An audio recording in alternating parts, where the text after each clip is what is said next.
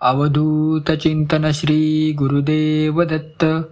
दत्तगुरूंच्या कृपेने तुमच्या सर्व मनोकामना पूर्ण व्हाव्यात अशी गुरुचरणी प्रार्थना करून आजच्या व्हिडिओला सुरुवात करूया. श्री गुरुदेव दत्त. गोरक्षनाथ म्हणतात की जीवनात खरा विजय बाहेरील संपत्ती मिळवण्यात नाही, तर मनावर विजय मिळवण्यात आहे. माणूस बाहेर कितीही मोठा झाला तरी आतल्या मनात अस्थिरता असेल तर त्याचे सुख अपूर्णच राहते. ध्यान, संयम आणि सदाचार यांच्या मदतीने मन शांत होते. म्हणून गोरक्षनाथांनी प्रत्येक साधकाला शिकवलं की बाहेरच्या जगात धावपळ करण्याआधी आपल्या आतल्या जगाला स्थिर करा, कारण जो स्वतःवर नियंत्रण मिळवतो तोच खऱ्या अर्थाने राजा ठरतो. नंबर 2. गोरक्षनाथांच्या शिकवणीत आत्मविश्वासाला खूप महत्त्व दिलं आहे. ते म्हणतात, तू कोण आहेस हे विसरू नको, तुझ्यातील दिव्यतेवर विश्वास ठेव.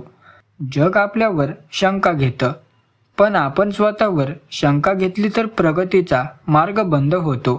आत्मविश्वास हा फक्त बाह्यकृतीत दिसत नाही, तर तो अंतर्मनातून जन्म घेतो. जो साधक आपल्यावर विश्वास ठेवतो तोच ध्येयाकडे वाटचाल करू शकतो. आत्मविश्वासाशिवाय कोणतीही साधना, व्यवसाय किंवा नातं पूर्णत्वाला जात नाही. नंबर 3.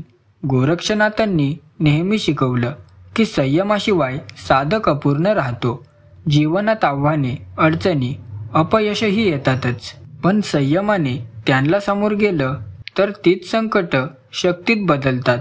आजच्या धावपळीच्या जीवनात लोक लगेचच हार मानतात, पण गोरक्षनाथ म्हणतात, धीर धरा, वेळेनुसार सर्व काही योग्य ठरेल. संयम म्हणजे निष्क्रियता नाही, तर योग्य क्षणाची वाट पाहणं सक्रिय राहणं होय. संयम राखणारा साधक शेवटी विजय मिळवतो.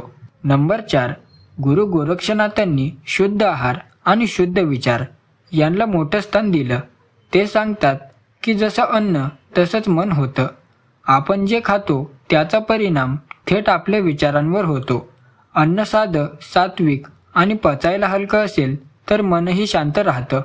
त्याप्रमाणे नकारात्मक विचारांचा त्याग करून सकारात्मकता अंगीकारली पाहिजे. शुद्ध आहार आणि शुद्ध विचार हीच खरी साधना आहे, जी साधकाला शक्ती, स्वास्थ्य आणि आत्मिक उन्नती देते. नंबर 5. गोरक्षनाथांनी जीवनात मेहनतीचं महत्त्व स्पष्ट केलं. ते म्हणतात, आळशी माणसाला ज्ञान, संपत्ती किंवा यश कधीच मिळत नाही. मेहनत म्हणजे केवळ शारीरिक श्रम नव्हे, तर सातत्यपूर्ण प्रयत्न. आपण छोट्या छोट्या गोष्टीत सातत्य ठेवतो तेव्हा मोठे बदल घडतात. मेहनतीशिवाय साधकाला साधना कळत नाही आणि यशही मिळत नाही. म्हणून प्रत्येकाला आपल्या क्षेत्रात प्रामाणिक परिश्रम करावेच लागतात. मेहनत हीच खऱ्या अर्थाने यशाची गुरुकिल्ली आहे. नंबर 6. गोरक्षनाथांनी साधकाला शिकवलं की खरा साधक तोच ज्याचं मन दयाळू आहे. केवळ मंत्र जप, ध्यान किंवा तपस्या करून उपयोग नाही, तर करुणेने वागणंही गरजेचं आहे. इतरांना मदत करणं, दुःखी जीवांना सांत्वन देणं आणि स्वतःपेक्षा इतरांच्या हिताचा विचार करणं हेच खरी साधना आहे. जो साधक दया करतो त्याचं हृदय विशाल होतं आणि त्या विशालतेतून त्याला आत्मज्ञानही मिळतं. नंबर 7. गुरु गोरक्षनाथांनी प्रत्येक साधकाला शिकवलं की अहंकार म्हणजे आध्यात्मिक प्रगतीचा सर्वात मोठा शत्रू आहे. मी मोठा, मी श्रेष्ठ असं वाटणं ही अधोगतीची सुरुवात आहे. जो नम्र आहे त्याच्यावरच ज्ञानाची कृपा होते. नम्रता ही केवळ बाह्य वागणुकीत नाही, तर अंतर्मनातील विनम्रतेत असते. गुरूंच्या चरणी नम्र होणं, इतरांच्या ज्ञानाचा स्वीकार करणं आणि स्वतःच्या चुका मान्य करणं हा नम्रतेचा खरा मार्ग आहे. नंबर 8. गोरक्षनाथांनी सांगितलं की ध्यान हीच आत्मशक्ती जागवण्याची खरी किल्ली आहे. ध्यान म्हणजे विचारांचा अतिरेक थांबवून अंतर्मनातील शांततेचा अनुभव घेणं. जो साधक ध्यान करतो त्याला बाहेरच्या जगातील वादळं हलवू शकत नाही. ध्यान हे केवळ अध्यात्मासाठी नाही, तर दैनंदिन जीवनासाठीही आवश्यक आहे. ते मन एकाग्र करायला, नाती सुधारायला आणि कार्यक्षमता वाढवायला मदत करतं. ध्यान म्हणजे आत्म्याशी संवाद साधण्याचं दिव्य साधन आहे. नंबर 9. गुरु गोरक्षनाथांनी सत्याला जीवनाचे ध्येय ठेवलं. ते म्हणतात, सत्याच्या मार्गावर चालणारा कधीही चुकत नाही. खोटं बोलून, फसवून किंवा इतरांना धोका देऊन काही काळ फायदा होऊ शकतो, पण शेवटी त्याचं नुकसान स्वतःलाच होतं. सत्य हे नेहमी प्रकाशासारखं आहे, जे अंधार दूर करतं. जो साधक सत्याला धरतो त्याचं जीवन शुद्ध होतं. सत्यानेच मन, विचार आणि कर्म शुद्ध होतात. नंबर 10. गोरक्षनाथांनी शिकवलं की आपलं जीवन निसर्गाशी जोडलेलं आहे. निसर्गाचं रक्षण करणं हीच खरी साधना आहे. झाडं, पाणी, हवा, प्राणी हे सर्व आपल्याला आधार देतात, पण आपण त्यांचं नुकसान केलं तर आपलंही अस्तित्व धोक्यात येतं. म्हणून निसर्गाशी मैत्री करा, त्याला पूज्य मानून जपा. जो साधक निसर्गाशी एकरूप होतो त्याला अनंत शांती आणि आनंद मिळतो. नंबर 11. गोरक्षनाथांच्या शिकवणीत गुरु शिष्य परंपरेचं मोठं महत्त्व आहे. ते म्हणतात, गुरुशिवाय ज्ञान अपूर्ण राहते. गुरु हा केवळ शिकवणारा नसतो, तर जीवनाचा मार्गदर्शक असतो. शिष्याने गुरुवर पूर्ण श्रद्धा ठेवली पाहिजे आणि त्यांचे आदेश पाळले पाहिजेत.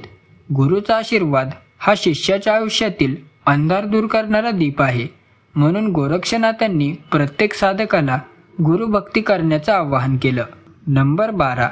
गुरु गोरक्षनाथांनी माणसाला शिकवलं की स्वावलंबन ही खरी ताकद आहे. जो इतरांवर अवलंबून राहतो तो कधीही स्वतंत्र होऊ शकत नाही. मेहनत करून स्वतः उभं राहणं हेच खऱ्या अर्थाने स्वातंत्र्य आहे. स्वावलंबन केवळ आर्थिकच नव्हे, तर मानसिक आणि आध्यात्मिक असावं लागतं. आपल्या शक्तीवर विश्वास ठेवून जीवन घडवणं हेच खरे यश आहे.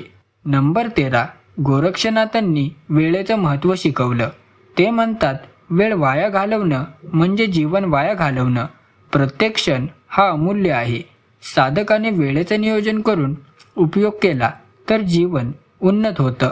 आळस, विलंब किंवा टाळाटाळ करणं ही आयुष्याची नासाडी आहे. वेळेला योग्य दिशा दिली की प्रत्येक स्वप्न साकार होतं. नंबर 14. गोरक्षनाथांनी सांगितलं की भक्ती आणि साधना ही केवळ मठात किंवा गुहेत करण्याची गोष्ट नाही. खरी साधना तर दैनंदिन जीवनात आहे. काम करताना, कुटुंब सांभाळताना, समाजात राहूनही साधक भक्ती करू शकतो.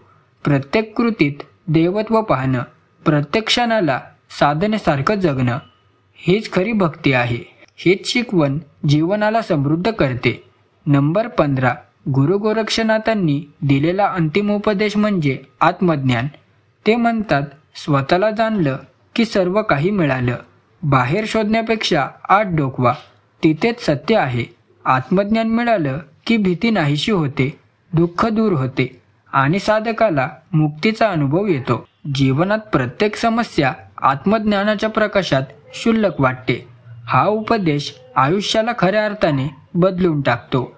हा व्हिडिओ तुम्हाला कसा वाटला कमेंट करून नक्की कळवा. व्हिडिओ आवडला असेल तर व्हिडिओला एक लाईक आणि चॅनलला सबस्क्राईब करायला विसरू नका.